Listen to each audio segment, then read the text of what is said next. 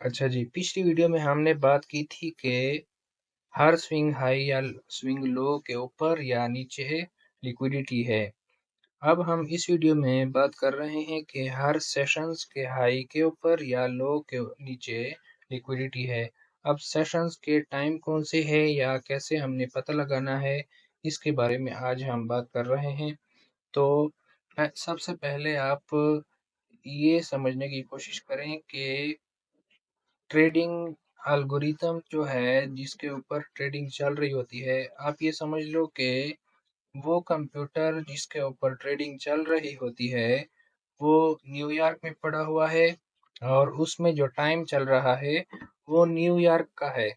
अब हम जब उसके साथ खुद को अलाइन करेंगे तो हम न्यूयॉर्क के टाइम के मुताबिक चलेंगे। वो हमारे लिए चेंज होता रहता है।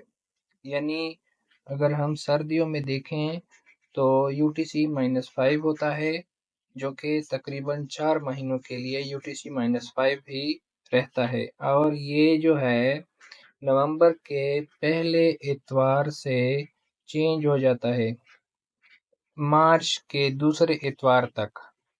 फिर गर्मियों में UTC-4 चेंज हो जाता है जो कि 8 महीनों के लिए रहता है और ये मार्च के दूसरे इतवार से शुरू होता है। यानी UTC-4 का टाइम मार्च के दूसरे इतवार से चेंज होता है, फिर नवंबर तक रहता है ये। अब चाहे हमारे पास उस कंप्यूटर में UTC-4 हो या -5 हो, ये सेशंस रहेंगे, ये इनके टाइम रहेंगे और ये दोनों बराबर होंगे, इनमें कोई चेंज नहीं आएगा न्यूयॉर्क के लिए। मैं फिर से कह रहा हूँ, इस बात को समझने की कोशिश करनी है, लोग इसमें बहुत कंफ्यूज होते हैं। चाहे UTC-4 हो या -5 हो, ये दोनों टाइम सेम रहेंगे न्यूयॉर्क के लिए। यानी 5 बजे, पहले भी 5 बजे होंगे, अब भी 5 बजे ही होंगे और उसी वक्त ही होंगे। लेकिन जब हम पाकिस्तान में देखेंगे और पाकिस्तान में हम ट्रेड करेंगे तो हम न्यूयॉर्क के टाइम के मुताबिक खुद को अलाइन करने की कोशिश करेंगे। अब जब वहाँ पे -4 हो तो ये सेशंस हैं और -4 के मुताबिक ये सेशंस के ओपनिंग और क्लोजिंग टाइम है। और अगर पाकिस्तान में हम ट्रेड कर रहे हैं और न्यूयॉर्क में -5 चल रहा है तो ये सेशंस हैं और ये सेशंस के टाइम है पाकिस्तान के मुताबिक। यानी पाकिस्तान में फिर इन सेशंस के ओपनिंग और क्लोजिंग टाइम ये होंगे। इसी तरह अगर कोई इंडिया का है तो अगर -4 के मुताबिक वो काम कर रहा है तो इन सेशंस के लिए ये ओपनिंग और क्लोजिंग टाइम होंगे। और अगर इंडिया से है कोई और न्यूयॉर्क में -5 चल रहा है तो इन्हीं सेशंस के लिए ओपनिंग और क्लोजिंग टाइम ये हो जाएंगे। अब आप इन इन सब के स्क्रीनशॉट ले लो या कोई पेज के ऊपर लिख लो ताकि आपको पता चले और आपके पास नोट हो। फिर हम चार्ट के ऊपर भी बात करेंगे, वहाँ पे भी आपको मैं दिखाऊंगा मार्क करके। अच्छा, ये सिल्वर बुलेट के टाइम हैं। लंदन का सिल्वर बुलेट जो हो, चाहे न्यूयॉर्क -4 हो या -5 हो, इन सब का टाइम सेम रहेगा, न्यूयॉर्क के लिए भी और लंदन के लिए भी। पाकिस्तान में ये सिर्फ टाइम चेंज होगा। अगर -4 है तो सिल्वर बुलेट 3 से 4 बजे वाला जो सिल्वर बुलेट है वो 12 से 1 बजे तक होगा न्यूयॉर्क -4 के मुताबिक। इसी तरह 10 से 11 वाला 7 से 8 तक होगा और 2 से 3 वाला 11 से 12 तक होगा। ठीक है, और ये दोपहर के बाद होंगे, ये PM मैंने लिखा हुआ है। ठीक है, अब अगर पाकिस्तान में हैं हम और ट्रेड कर रहे हैं और न्यूयॉर्क में -5 चल रहा है तो ये टाइम होंगे फिर इन ही सिल्वर बुलेट के। ठीक है, 1 से 2 तक, 8 से 9 तक और 12 से 1 बजे तक। ये फिर रात का टाइम हो जाएगा, ये दोपहर का टाइम, ये रात का, क्योंकि AM लिखा हुआ है, ठीक है। पाकिस्तान में रात का टाइम हो जाएगा। इसी तरह इंडिया वाले हैं अगर, तो इन्हीं सिल्वर बुलेट के लिए उनके -4 के मुताबिक ये टाइम होंगे और -5 के मुताबिक ये टाइम होंगे। ये टाइम जो है माइकल साहब कहते हैं, हमारे उस्ताद मोहतरम कहते हैं कि ट्रेडिंग की जो कैंडल होती है एक दिन की, वो असल में 12 बजे ओपन होती है, ठीक है, जो कि पाकिस्तान के 9 बजे या 10 बजे होंगे -4 और -5 के मुताबिक, और इंडिया के ये होंगे। और क्लोजिंग जो उस कैंडल की होती है वो 3 बजे होती है, जो कि पाकिस्तान के रात के 12 बजे होंगे या 1 बजे -5 के मुताबिक, और ये इंडिया के मुताबिक हो जाएंगे। अब हम चार्ट के ऊपर आ गए हैं, तो इन्हीं टाइम्स को हम चार्ट के ऊपर देखते हैं कि हम इसको कैसे सेट कर सकते हैं अपने मुताबिक। तो सबसे पहले आपने जो काम करना है, ताकि आप इन सब कंफ्यूजन से बच सको, तो आसान हल इसका ये है कि आप इधर ये जो नीचे आ रहा है ये टाइम है, इसके ऊपर राइट क्लिक कर देंगे, टाइम जोन में चले जाएंगे और खुद को न्यूयॉर्क के साथ अलाइन कर लेंगे। यहाँ पे ये टिक मार्क न्यूयॉर्क के ऊपर होना चाहिए। अब ये हमेशा इधर ही रहना चाहिए, तो चाहे इधर -5 हो या -4 हो, आपके पास हमेशा टाइम न्यूयॉर्क वाला ही होगा, ठीक है। अब हम ये देख रहे हैं कि ये एक, ये सारी चीजें मिटा देते हैं, ये एक डेली की कैंडल है यहाँ से यहाँ तक, ठीक है। ये भी एक डेली की कैंडल है यहाँ से यहाँ तक। 15 मिनट में हमें एक डेली की कैंडल नजर आ रही है। अब हम इसमें सेशंस के हाई लो, ये चीजें जो हमने अभी बात की है, वो कैसे मार्क करेंगे। तो सबसे पहले हमने बात की कि CBDR का जो हाई और लो है, वो CBDR के ओपनिंग और क्लोजिंग टाइम के मुताबिक हम मार्क करेंगे। तो CBDR कहाँ से शुरू होता है? 2 से 8 बजे तक।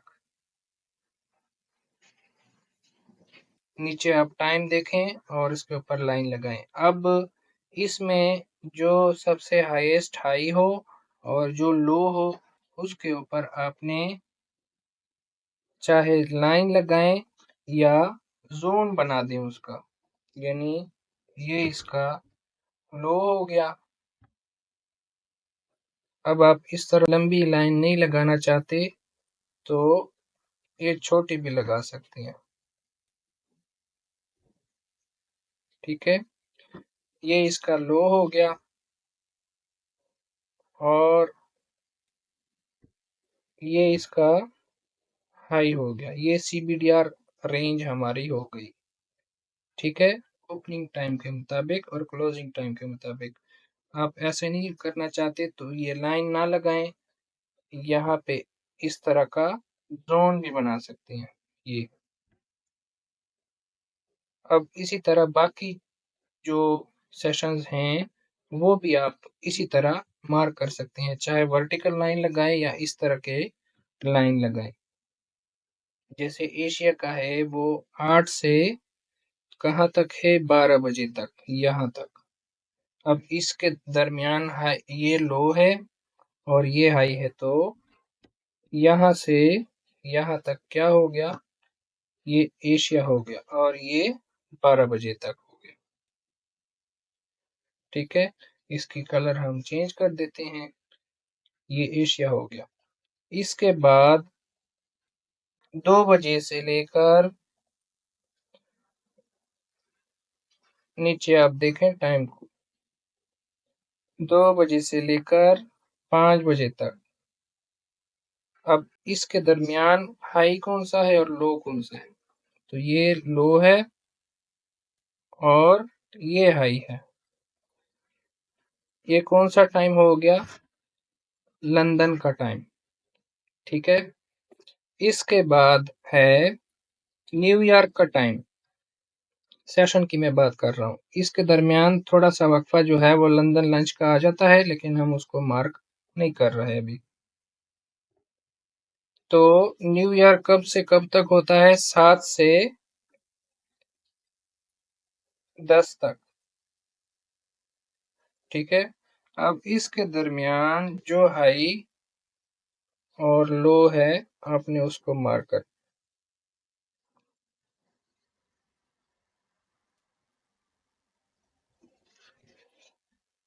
फिर लंदन क्लोज कहाँ पे है? 10 से 12 तक।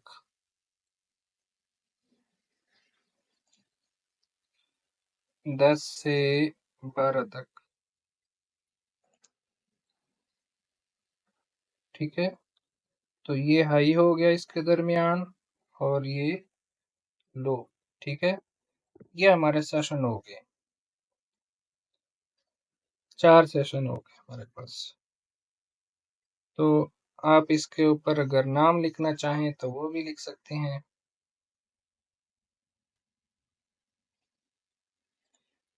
कि ये क्या हो गया हमारे पास। सीबीडीआर हो गया। सीबीडीआर का मतलब है सेंट्रल बैंक डीलिंग रेंज। ठीक है।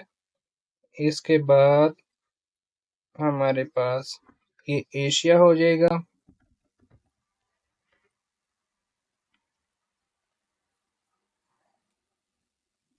ये हमारे पास लंदन हो जाएगा, लंदन ओपन सेशन। एक लंदन क्लोज है, एक लंदन ओपन है। आप इसके कलर भी चेंज कर सकते हो अपनी मर्जी के मुताबिक। ठीक है। ये हमने इसका कलर कर दिया है। इसके बाद है न्यूयॉर्क का सेशन, और इसके बाद है लंदन क्लोज। ठीक है। तो ये हमारे पास सेशंस के टाइम हो गए। और मिडनाइट कहाँ पे है? इसकी लाइन आपने तकरीबन 11 बजे तक आगे लेकर जानी है। ये इसका कैंडल की ओपनिंग है, और ये आपने तकरीबन यहाँ तक लेके जानी है। और आपने इसके मुताबिक फिर आगे जब हम बात करेंगे कि ट्रेड कैसे करनी है, तो हम फिर इसका भी बताएंगे, इसके ऊपर भी बात करेंगे। तो ये हमारे सेशंस हो गए और इसके टाइमिंग हो गई। ठीक है। अब अगर कोई हर दिन ये काम ना करना चाहे तो उसके लिए एक इंडिकेटर भी है जो मैं आपको दिखा देता हूँ, जो ये काम आपके लिए खुद कर सकता है और हर दिन आपके लिए फिर ये काम करता रहेगा, और आपके पास नोट होंगे ये चीज़ें। तो ये मैं मिटा देता हूँ। ये है, यहाँ पर आपको छोटी छोटी चीज़ें नज़र आ रही होंगी। मैं थोड़ा इनको बड़ा कर देता हूँ ताकि आपको नज़र आए। ये अब वो ही चीज़ें, ये सीबीडीआर का हाई था, ये सीबीडीआर का लो था, ये एशियन हाई, एशियन लो, लंदन हाई, लंदन लो, ये हो गए। न्यूयॉर्क हाई, न्यूयॉर्क लो यहाँ तक था, लंदन क्लोज का लो, और ये हाई। ठीक है। और ये क्या है? यहाँ पे किधर गया? मिडनाइट ओपन, ये यहाँ से यहाँ तक। इसकी मैं आपको सेटिंग भी बता देता हूँ, और लगाना कहाँ से है वो भी आपको बता देता हूँ। ये इंडिकेटर में आप जाएंगे तो यहाँ पे आप सर्च करेंगे ये वाला। ठीक है। आईसीटी किल जोन्स प्लस पिवट्स, ये नाम आपने यहाँ पे लिखना है और देखना है, ट्रेड फॉर ओपी। ठीक है। तो यहाँ पे सर्च करेंगे तो ये आपके पास आ जाएगा। फिर यहाँ पे आप क्लिक कर देंगे और स्टार भी कर देंगे तो एक्टिव हो जाएगा। और इसकी सेटिंग आपको बता देता हूँ। ये इसकी सेटिंग की हुई है मैंने, ये मैं स्मॉल या टाइनी रखता हूँ वैसे तो, बाकी आप इसकी ये सेटिंग देख लो।